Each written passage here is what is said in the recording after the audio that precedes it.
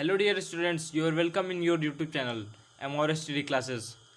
तो आज हम सॉल्व करने वाले हैं 2.1 का क्वेश्चन नंबर 4। तो देखते हैं क्वेश्चन नंबर 4 क्या है। क्वेश्चन नंबर 4 है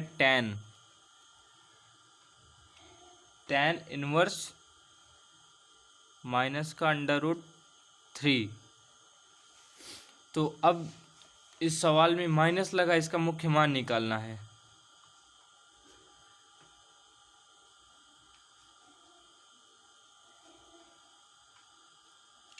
इसका मुख्य मान निकालना है। तो अब देखिए, ये एक फार्मूला होता है, इसमें माइनस लगा हुआ है। तो एक फार्मूला होता है, पहले से y के बराबर लिख लीजिए, y is equal to tan inverse, ये लिख लिया। उसके बाद एक फार्मूला होता है tan इनवर्स माइनस का x does equal to minus tan inverse x। तो वही इस फॉर्मूले अप्लाई होगा इस सवाल में। तो देखेंगे y डज इक्वल टू, अब माइनस का tan है तो इस जगह लिखिए माइनस का tan इनवर्स x ये है। तो अब देखिए कि tan में √3 किसकी वैल्यू होती है। तो आपको पता है कि tan में √3 tan 60 की वैल्यू होती है। तो आप चाहे पहले यहाँ ये भी लिख सकते हैं tan 60 डज इक्वल टू π/3। तो यहाँ लिखिए tan π/3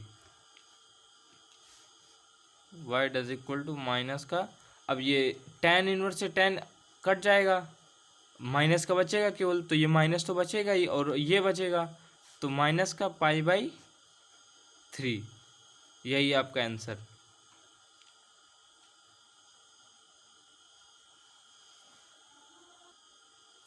तो अब देखेंगे ये बिलोंग किससे कर रहा है। अब ये अगर आंसर सही है तो ये बिलोंग करना चाहिए माइनस का π/2 से π/2 तक, जो कि बिलोंग कर रहा है -3 है।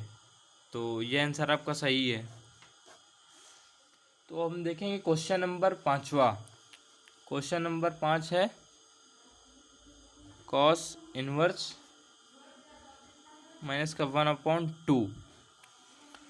तो इसमें भी माइनस है, तो इसे भी उसी क्वेश्चन नंबर 4 की तरह करेंगे। y does equal to cos inverse minus का 1/2।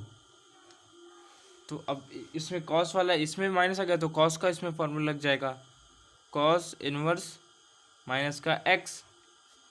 तो साइन tan और कॉसेक तो माइनस ले लेते हैं आगे, लेकिन ये नहीं कटता, ये पाई लेता है, pi minus cosec inverse x। तो अब यही अप्लाई इसमें हो जाएगा। तो y does equal to pi minus का कॉसेक इनवर्स, अब ये माइनस हट गया। तो अब कॉस में 1/2 किसकी वैल्यू होती है, तो आपको पता है, पहले इस जगह लिख दीजिए। आप पहले इस जगह लिखिए कॉस, उसके बाद यहाँ लिखेंगे आप कि कॉस कितनी है 1/2, कॉस 1/2 वैल्यू होती है 60 की, कॉस 60। और कॉस 60 को आप रेडियन में लिखेंगे तो ये बन जाएगा π/3। तो लिखिए यहाँ π/3। अब जैसा कि देख सकते हैं आप, यहाँ कॉस इनवर्स से कॉस गायब हो जाएगा, कट जाएगा यानी कि। तो पाई माइनस, अब कॉस से कॉट कट जाएगा तो ये π-3 बचेगा।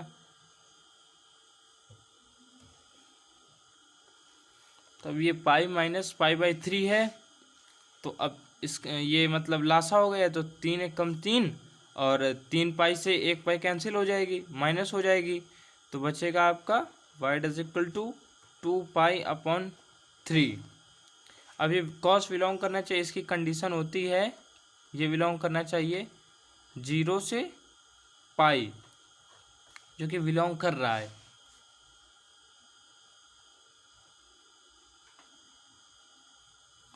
जैसे अगर किसी को ये नहीं समझ में आता कि बिलोंग कर रहा है कि नहीं, तो इस तरह आप इसे सॉल्व कर सकते हैं। y डज इक्वल टू 2 को अलग कर लीजिए, उसके बाद पाई क्या होता है, पाई 180 होता है। तो 180 अपॉन 3, इसका भाग करा दीजिए, 6 बार जाएगा, 3 18 और 6 इसका गुणा इसमें कर दिए तो y बराबर 120 अंश। और 0 से 180 के बीच में 120 तो आता ही है, तो इसका मतलब आपका सवाल सही है।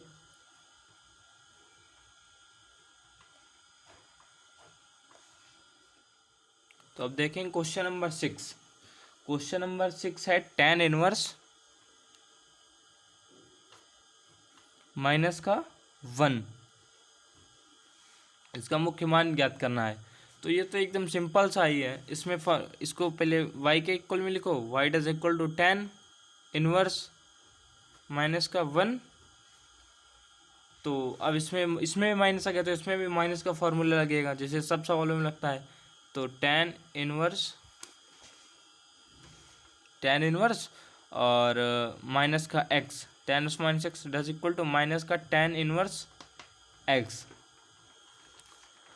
तो y does equal to minus tan inverse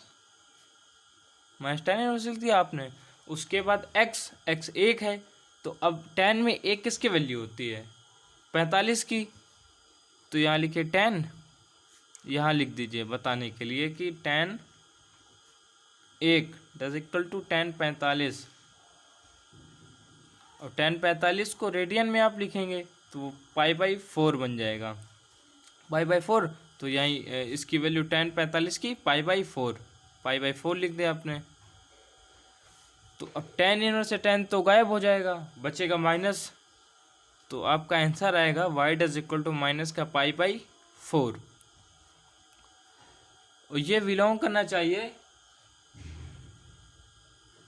minus का π/2 से π/2, जो कि बिलोंग कर रहा है 45। माइनस का 45 ये बिलोंग तो कर रहा है ना, ये 90 माइनस का 90 है, ये प्लस का 90 और ये माइनस का 45, तो इसका मतलब ये बिलोंग कर रहा है। इसका मतलब आंसर सही है आपका।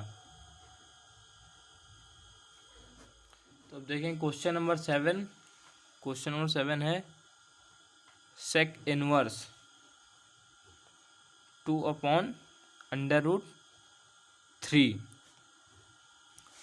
तो अब इसमें फॉर्मूला लगेगा, सेक इनवर्स x है, तो अब इसका सीधे डायरेक्ट मुख्य मान निकाल लेंगे आप।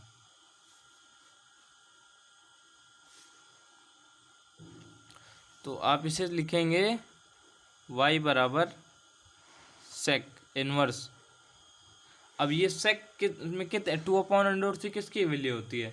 तो आपको पता है कि सेक 30 की होती है, तो यहाँ आप सेक लिख लीजिए सेक, और यहाँ बता दीजिए कि सेक 2/√3 डज इक्वल टू सेक 30 अंश।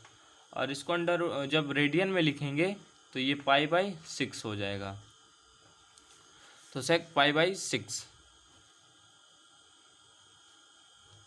सेकेंड से सेक गायब हो जाएगा, तो आपको बचेगा केवल π/6। और ये बिलोंग करना चाहिए 0 से पाई माइनस π/2, जो कि बिलोंग कर, यानी कि 90 होना चाहिए। तो ये 30 है, तो ये बिलोंग कर रहा है, इसका मतलब आपका आंसर सही है।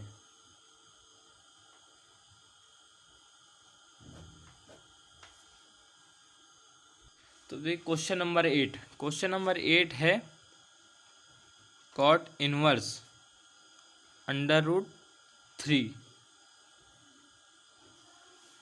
इसका मुख्य मान ज्ञात करना है। इसका मुख्य मान ज्ञात करेंगे हम, तो इसे सबसे पहले y के इक्वल में लिखेंगे। तो y does equal to cot,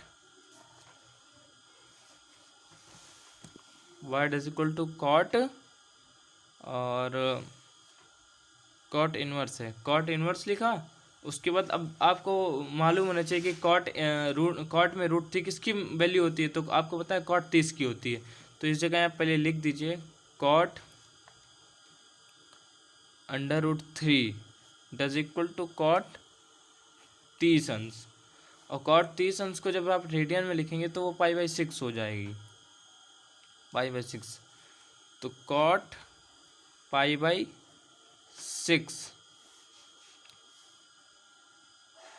cot pi by 6 लिख दिया, कॉट इनवर्स से कॉट कैंसिल हो जाएगा, तो y is equal to pi by 6 बचेगा। अब ये बिलोंग करना चाहिए 0 से पाई के बीच में, जो कि बिलोंग कर रहा है, तो इसका मतलब आपका आंसर सही है।